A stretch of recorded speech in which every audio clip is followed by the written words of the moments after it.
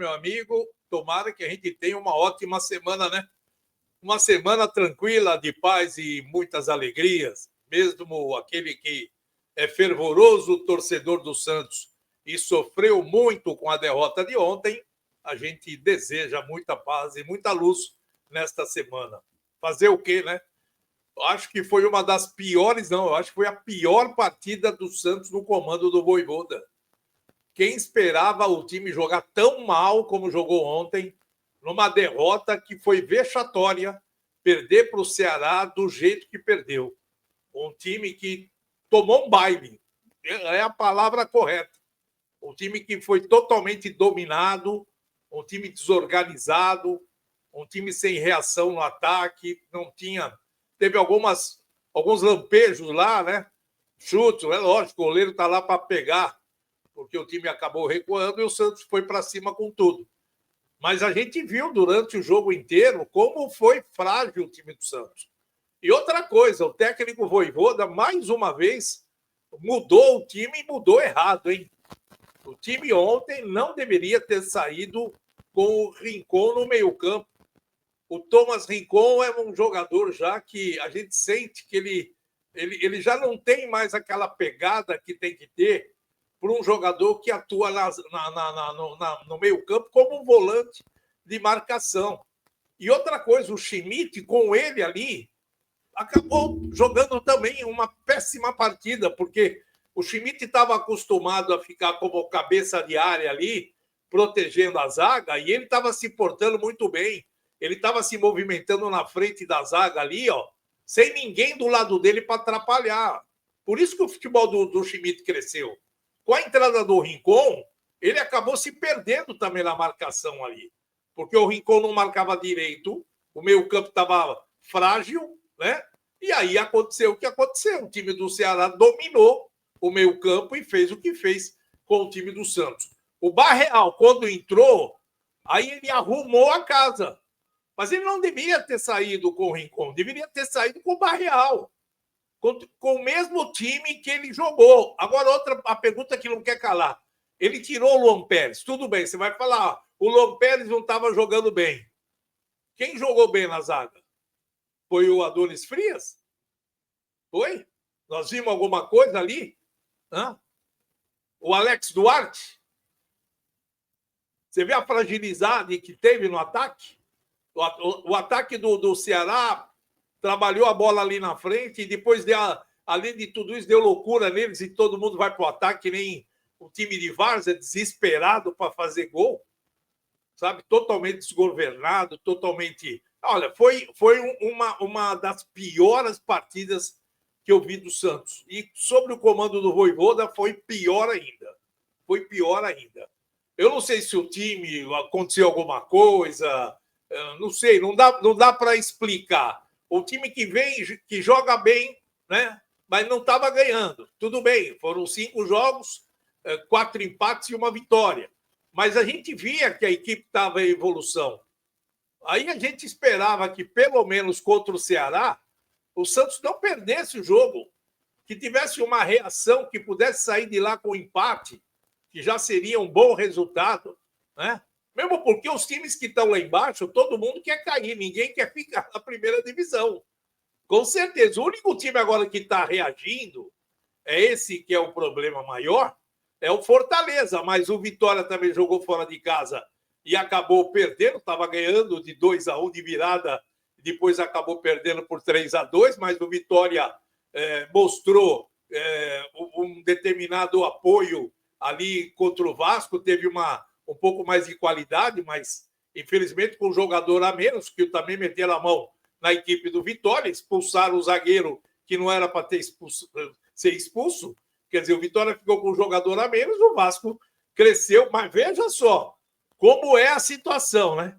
O Sport empata com o Cruzeiro lá dentro do Mineirão, o Vitória perde do Vasco da Gama, que não mereceu, foi roubado mesmo, foi assaltado lá em São Januário, né? E o gol saiu já tinha terminado a partida, saiu o gol de cabeça, e o time do Juventude perdeu para o Fortaleza, lá em Caxias do Sul, por 2-1. De virada, o Fortaleza acabou vencendo. Agora, e o Santos? O Santos acabou perdendo mais uma, que é a primeira derrota do Vojvoda, mas é uma derrota que ele mesmo ficou agoniado, chateado, sabe? Porque o pessoal começou a gritar é freguês, porque quando ele jogava contra o Ceará, o time do Fortaleza, era um pandemônio, né? E a torcida do Ceará acabou tirando uma onda do próprio Vojvoda. Bom, olha, a coisa começa a ficar preocupante, com toda certeza. Nós estamos aí na 27ª rodada, vamos para a 28ª, com o Corinthians agora jogando na Vila Belmiro na quarta-feira, dia 15. É o jogo que o Santos vai fazer, né? O Tiquinho Soares tomou cartão amarelo, está fora desse compromisso, e a gente começa a pensar o que vai acontecer nessa partida. E o Santos tem ainda que realizar 12 jogos. 12, né? O Santos com 28 pontos, matematicamente eles estão falando que com 45 se salva. Pode ser até que o menos, né? Mas o número para deixar tranquilo é 45, né? Não, porque está todo mundo lá embaixo subindo agora. O Santos com 28, chegar aos 45, o resto são 17 pontos. Então o Santos precisa fazer 17 pontos para fugir da zona de rebaixamento. Olha a dificuldade que o Santos vai ter. Olha só. Dos 12 jogos que o Santos vai ter, 2 é com o Palmeiras. Pega o Corinthians dia 15. Aí, o Corinthians em casa. Vitória em casa. Botafogo fora. Fortaleza em casa. Flamengo fora. Mirassol em casa. Inter de Porto Alegre fora. Sport em casa. Juventude fora. E Cruzeiro em casa. Então, o Santos vai fazer 2, 3, 4, 5, 6, 7 jogos em casa. São 21 pontos. 21. E aí joga fora com o Palmeiras, com o Botafogo, com o Flamengo, com o Inter e com o Juventude. São 5 jogos. Quer dizer, o Santos tem a faca e o queijo na mão para jogar em casa e ganhar. Né?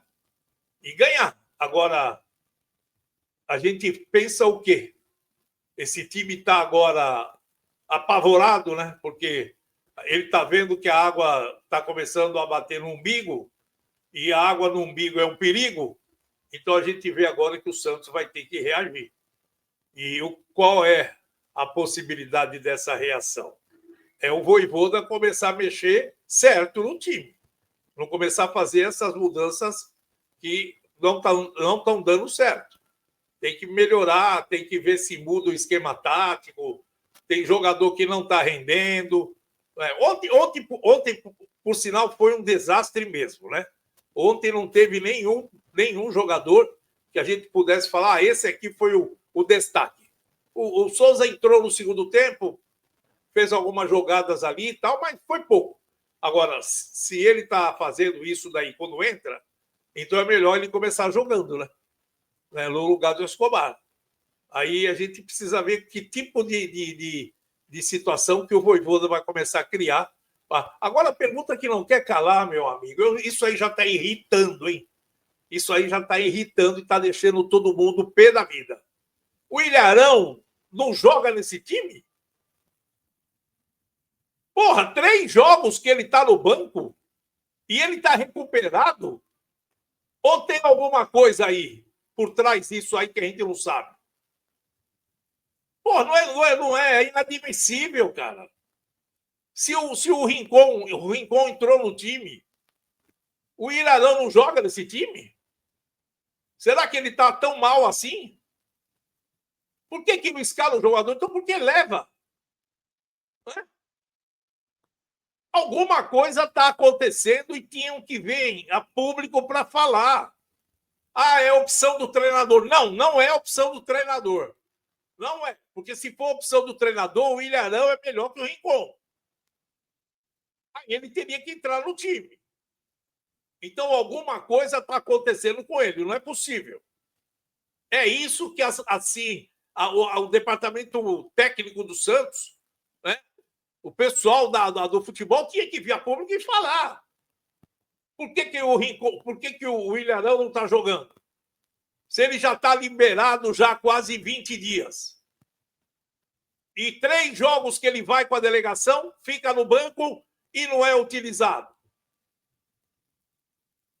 É uma coisa que está acontecendo aí que a gente não sabe. Alguma coisa está por trás disso. Alguma coisa.